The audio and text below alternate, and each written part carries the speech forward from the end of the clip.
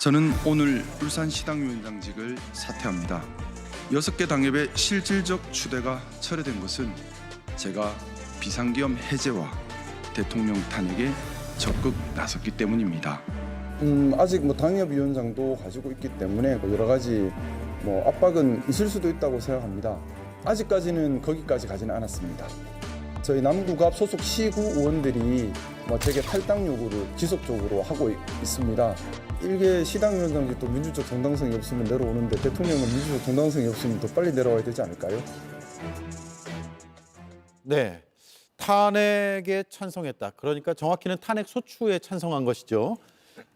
그 찬성에 대한 대가를 지금 받고 있다라는 해석을 할 수 있을 것 같은데 네. 맞는 해석인가요?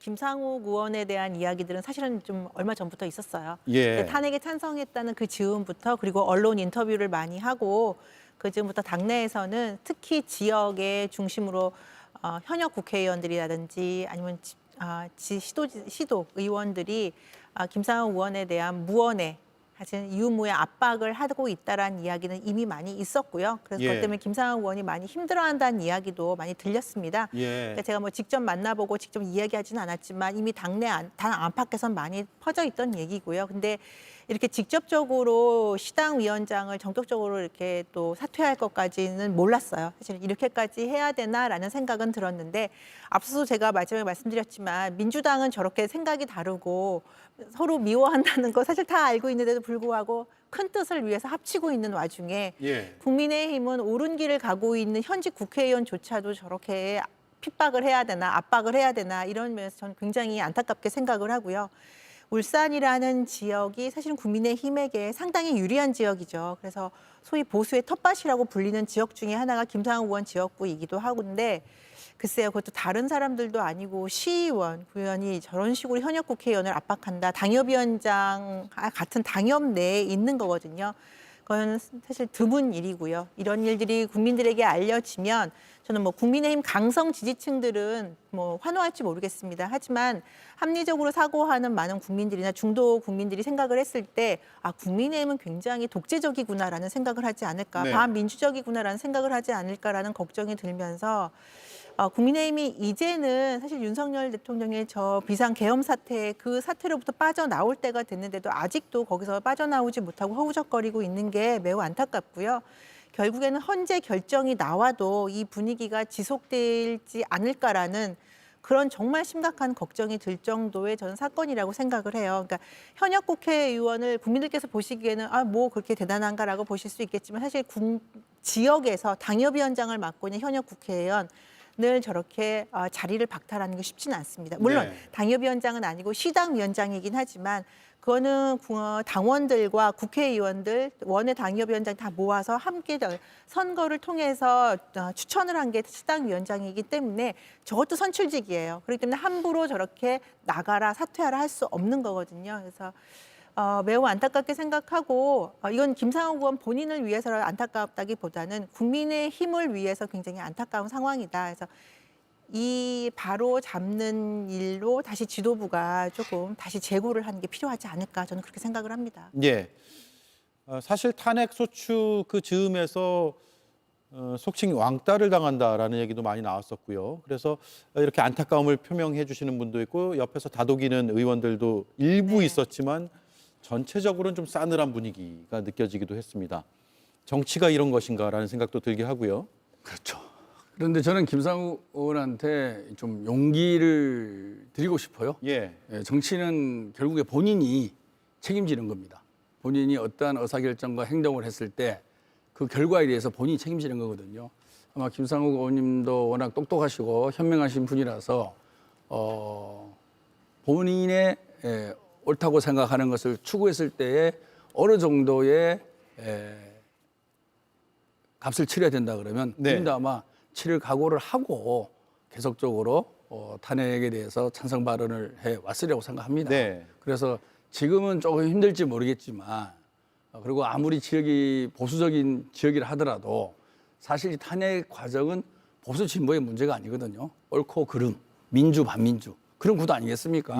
그래서 아무리 보수적인 울산 지역의 유권자를 하더라도 탄핵 심판이 결정이 되고 대통령이 파면이 되고 그 이후에 조금 차분하게 생각할 시간이 있다 그러면 김상욱 의원의 진심을 이해해주는 울산 시민들도 상당히 많을 거라고 생각을 합니다. 예. 하지만 지금은 좀 힘들 수밖에 없죠. 특히 울산시 의원들이나 구의원들은 김상욱 의원이 공천한 시의원, 구의원이 아닙니다. 이전에 의원이 공천한 사람들이고 아마 그분은 탄핵에 반대하는 분이겠죠. 예. 그러다 보니까 상당히 힘들 겁니다. 네. 당협 내에서도 힘들고 울산시당에서 힘들고 중앙당에서 힘들고 그렇지만 저는 힘듦의 과정을 겪다 보면 저는 김상욱 의원이 추구하고 있는 진정한 민주주의 또 참보수 뭐 이런 부분에 대해서 상당 부분 많은 지지자들로부터 응원을 받고 더 큰 예. 정치인으로 크지 않을까 그런 기대를 하고 있습니다. 재평가할 시간이 올 거다 이 말씀인데 제가 이제 울산의 얘기를 하려고 했던 것보다는 그걸 계기로 해서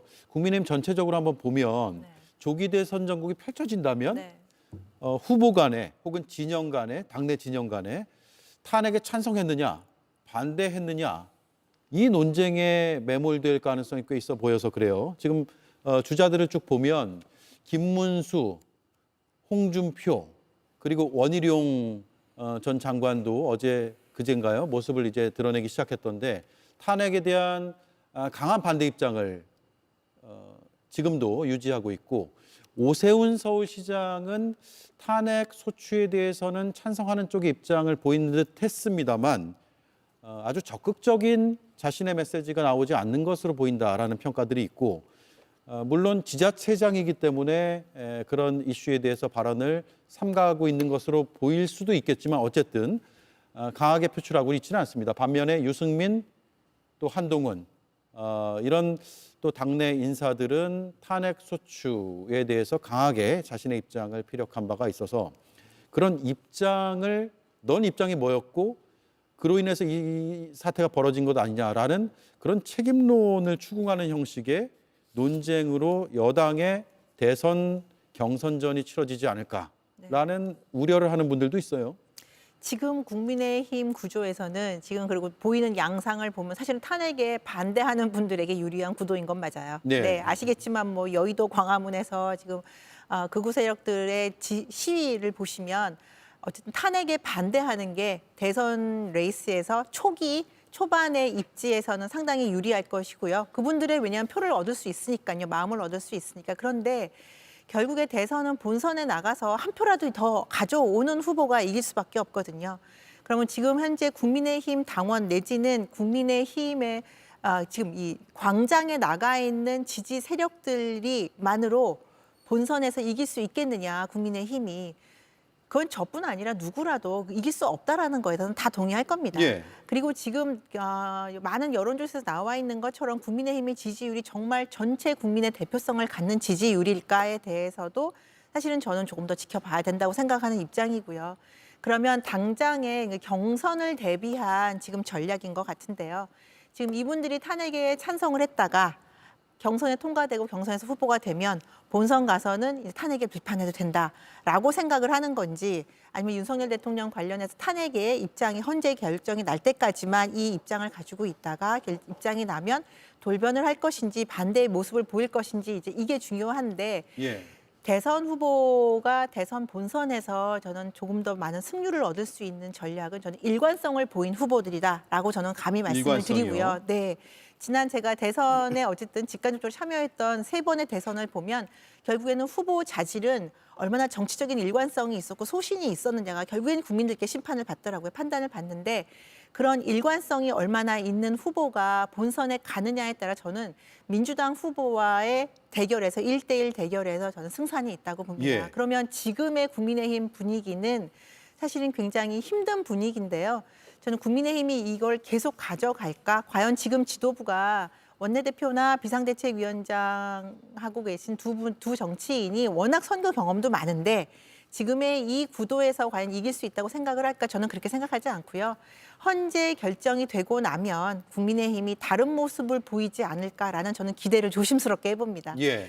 지금 당장은 아마 거리 세력 때문에 그 강경 보수 세력 때문에 두려워서 말을 못하거나 아니면 더 이상 분란을 일으키기 좀 어려우니까 그리고 윤석열 대통령의 강한 메시지가 있기 때문에 자제하고 있지만 헌재 결정 이후에는 다른 모습을 보이지 않을까. 그렇게 되면 결국엔 소신 있고 일관성을 보인 주자들 중에서 후보가 결정될 수 있다라고 저는 생각을 합니다. 예. 그 얘기는 좀 더 나가보면 탄핵에 찬성한 후보가 본선까지 일관성을 가지고 국민의 선택을 받을 네. 수도 있다라는 말씀으로 들리네요. 자, 시간이 한 1분여 남았는데 그 지점인데 대선 경선, 그러니까 당내 경선 때는 나는 탄핵 반대야라고 하다가 불과 얼마 지나지 않아서 본선 가서 탄핵은 불가피했거나 나 찬성했었다 이렇게 말을 바꾸는 건 오히려 더 손해일 것이고 표 떨어지는 행위 아닐까요?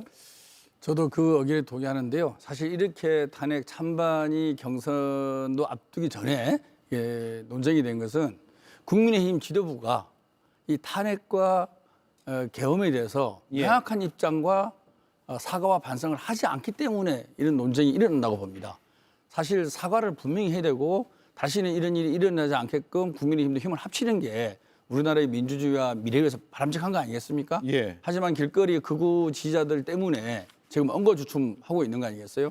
저는 그래도 대선을 생각한다 그러면 경선을 지나서 본선 가면 국민의힘에서 아마 국민들 앞에서 큰절을 하면서 반성하는 그런 퍼포먼스를 하면서 대선을 치르지 않을까.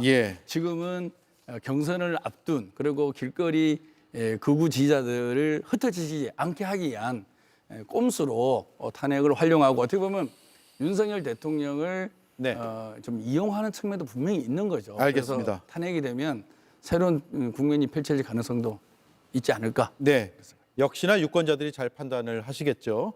자, 두 분의 말씀 잘 들었습니다. 고맙습니다.